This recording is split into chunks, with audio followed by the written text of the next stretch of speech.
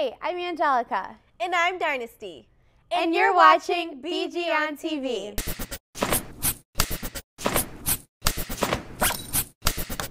Striking, striking, striking. And welcome to the Happy Tummy. I am BG. Striking. I am BG. Striking. I am BG. Striking.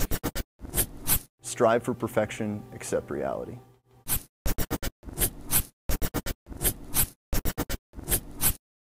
To start off today's show, we're going to begin with Brittany Novick's Planetarium segment. The Bowling Green State University Planetarium is a 118-seat public science theater serving BGSU students, area schools, and the public of Northwest Ohio. And then we are going into an entertaining piece done by Andrea Slora. She will be asking students' opinion on having a meal plan and their thoughts about having a dry campus. And after that, Sarah Yoder will be introducing Relay for Life, where she will also be talking with the American Charity Society spokesperson. This might be a really random question, but have you ever thought about how pens are made? No, I've never thought about it. Well, don't worry. We're going to find out how that's done by Chelsea Schmidt's younger brother, Adam. Later, we'll get into a more humorous segment called Bob, produced by our very own Mike Jones. And finally, to wrap up the show, we're going to meet Roman's dog, Mick. Well, let's get started. We have a lot in store for you guys tonight, so let's see what these are all about.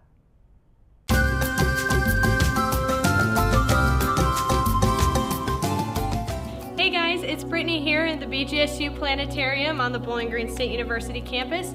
Right now I'm here with Dr. Dale Smith, who is the director of the Planetarium. So thank you so much for meeting with us. My pleasure. What can you tell us about the Planetarium here at BG? Well, the Planetarium is having its 30th anniversary this year. We were built in 1983 and 84, and so we serve BGSU astronomy classes, the intro courses, and programs for area schools and the general public. So we do BGSU classes generally on a Monday, Wednesday, Friday schedule or late afternoons, and then Tuesday and Thursday stay open for area school groups. So we've developed about 60 different programs, some that we've created ourselves, some that are purchased in the national market. Most of them use the star projector, which is here behind us. The star projector recreates the nighttime sky, and then the dome above us is a projection space. We're here to serve everybody. We think that science is pretty exciting. Science gets a bad rap, is difficult and boring. I know you're in a physics class, so you know that science has some difficult elements, but it's also an exciting element. We're trying to convey some of that excitement of science, both as science and as an interdisciplinary subject to all of our audiences. We do public shows 3 or 4 days a week through the academic year, Tuesday, Friday, and Sunday nights, and many Saturday afternoons. All right, very cool. Well, thank you very much for meeting with us. I really appreciate your time. My pleasure.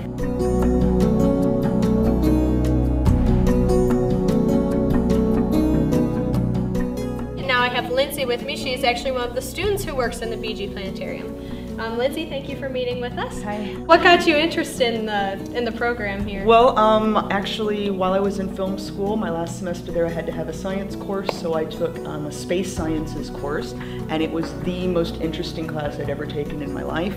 And finally, I decided I had to go back to school to pursue this as a degree. So now I'm a physics major, and because all of my general education courses are done, I have the ability to take on several minors. What do you do in the planetarium? Like, what do you help out with? Well, specifically in the planetarium, when we have the shows, Dr. Smith is kind of the narrator. While he's doing that, I'm actually behind the planetarium console, doing things with the lights, with the star projector here, moving that about, that sort of thing. Well, thank you very much for meeting with us. I really appreciate your time. Thank you so much. Thank you.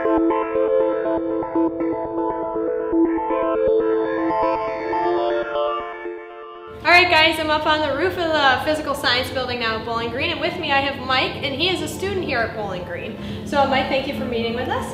Can you tell us what we're standing in front of here? Here we have our 1/2 meter diameter telescope, so that means that the mirror at the very end here is a 1/2 meter diameter, coupled with our CCD camera, which is a digital camera, so we use that for our research here. The groups we bring up are about 20 students, and what we do is we take them outside, we point out the constellations, describe some of the myths that go with those constellations, and then we come in here, tell them about telescopes, how they work, basics about that, and then we also let them look through this at some of the objects that we pointed out outside. If it's a moon-filled night, we'll check out the moon, so we can definitely see some more of the detail on the surface of the moon.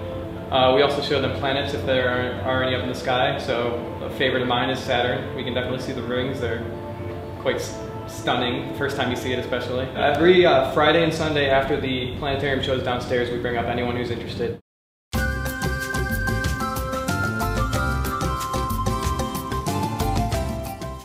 Hi, I'm Andrea, and we're on campus here at BG.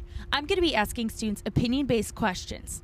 The twist is, they're all fake. What are you going to do next semester now that Outtakes won't be taking Falcon dollars? I had no idea that was happening. I think that is absurd.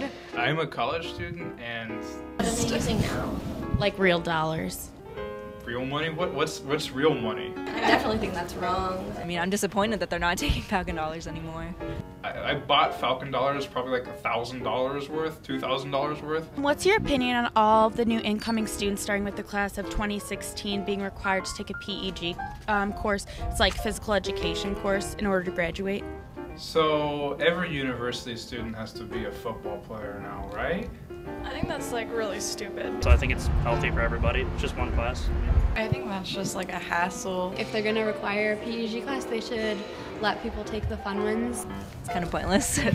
We want to work out and be healthy, we can, and if they don't, that's their own decision. What do you think about the dihydrogen monoxide leak that happened yesterday? That sounds serious.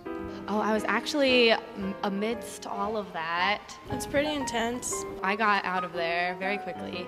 Did people die? It was scary because I go over there every now and then. Do you know what dihydrogen monoxide is?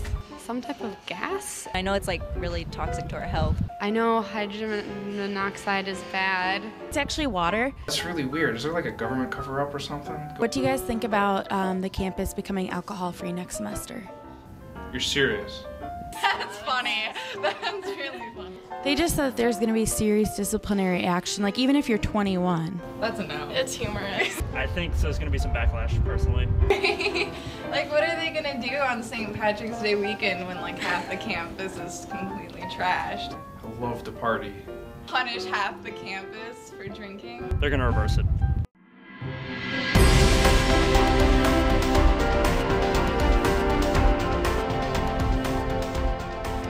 I'm Tom Bigley. Welcome to Relay for Life at BGSU 2013, and I relay for my mom. I relay for my cousin Sammy. For Mary Beth Watkins. For my grandma, my grandpa, and Andrea Jones.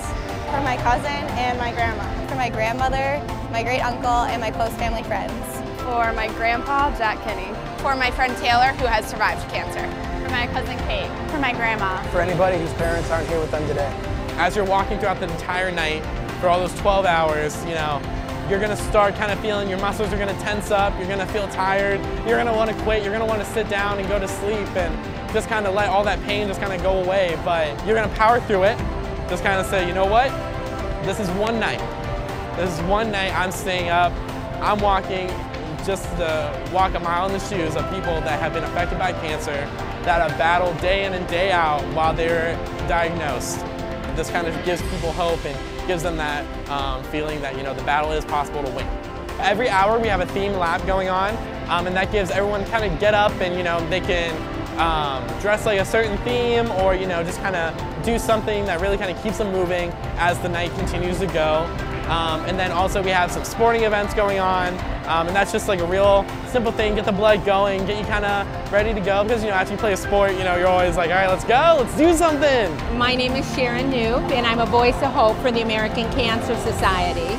The Voices of Hope, you qualify in two ways, by either being a survivor or by being a caregiver.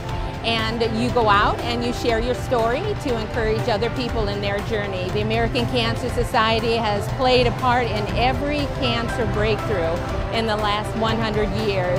And to be a part of that, to help raise money for that so important research, has just filled my life with so much purpose and so much joy. My mom was diagnosed my junior year. We knew something was wrong. So she just goes and tells us, like, you know what, I have cancer. She told us, she's like, it's 50-50 chance, I live or I don't. I'm gonna do what I can for you guys, and that's to win this. So where we are today, she is a 4-year survivor, still going strong. I can point at her and be like, that's my mom, she's a survivor. and one of the strongest women that I know. I worked my butt off to be a chairman for this event because, you know, it's my way of giving back to her. Just to hear her to say how proud she is of me for stepping up and doing this, it's just amazing, and I love every second of it. I love this, I love the people. I love seeing everyone just come together for such a big event and just kind of taking the times out of their day and doing something that's bigger than just themselves. You know, being committed to getting your mammograms, encouraging others to get their mammograms, to visit the doctor on a regular basis, because it's so important to catch cancer early. And so just making a commitment that you want to take care of yourself to prevent the cancer. But there are so many ways. You can call the American Cancer Society. You can go to cancer.org. You can go to relayforlife.org and get involved, find a team. There's just so many things that you can do. Raising that money for that important research, you can make that difference.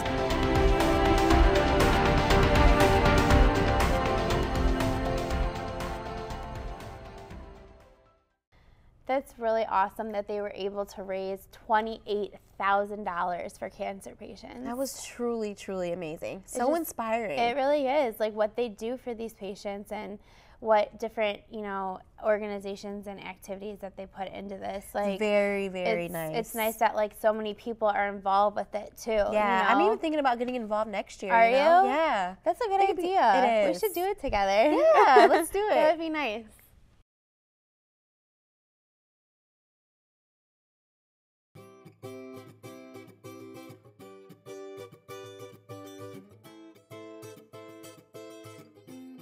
My name is Adam Schmidt and I'm 14. I live in Michigan. I'm involved in marching band at school and concert band and 4-H, and I make pens. I've been making pens for just over a year now. I started a couple summers ago as a 4-H project. My grandpa taught me how to do it. The first time I ever sold pens was in front of my relative's shop in Charlotte during the Frontier Days, and since then I've made, you know, a few hundred, and I made it into a business on my own.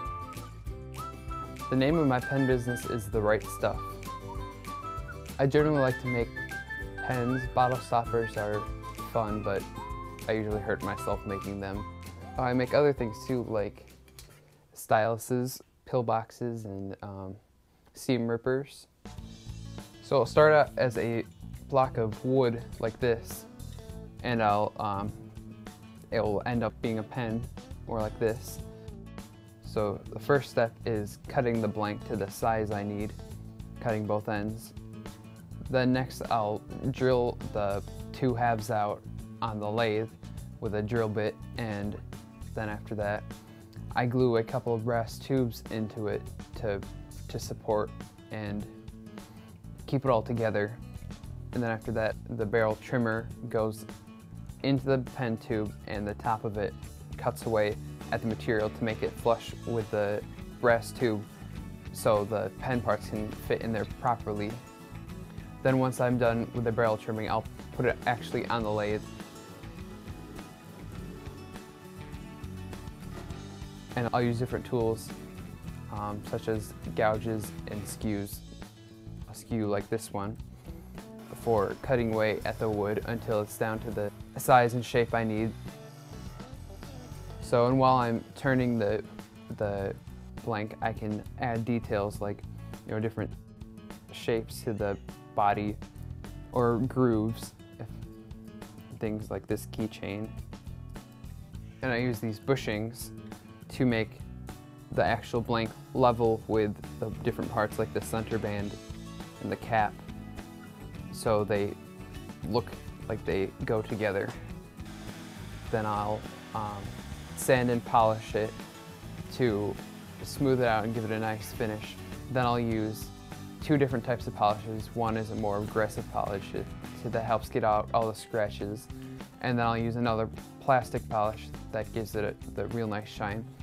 And then after that, I'll take it off the lathe and I'll use buffing wheels on the lathe to buff away any small scratches, and it gives it a real nice crystal finish. Then after I have the two parts of the pen all done and finished, ready to be put together, I'll get this pen press that presses in the parts. I'm pretty sure my grandpa made it himself. Since he's taught me how to make that one single pen, I've done everything on my own, and I've made, you know, a few hundred pens, from twist pens to click pens to, you know, even some that have bolt actions on them.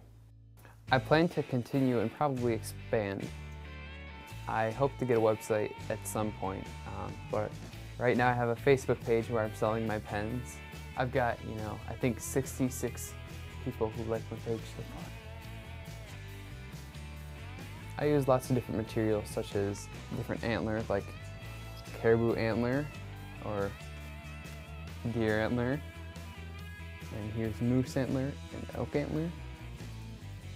I use also acrylics and wood, lots of different, any kind of wood really that works. I'm in a Facebook group about pen turning, and a lot of men on there are very generous and have sent me different materials such as whalebone and different antlers and exotic woods, like from Alaska, and you know, some from a guy in Texas has sent me stuff. And probably because I'm a 14-year-old boy making pens, which is usually done by older people. I probably like seeing the finished product most for pen turning, and it is rather relaxing, for me at least, if you're patient enough for it.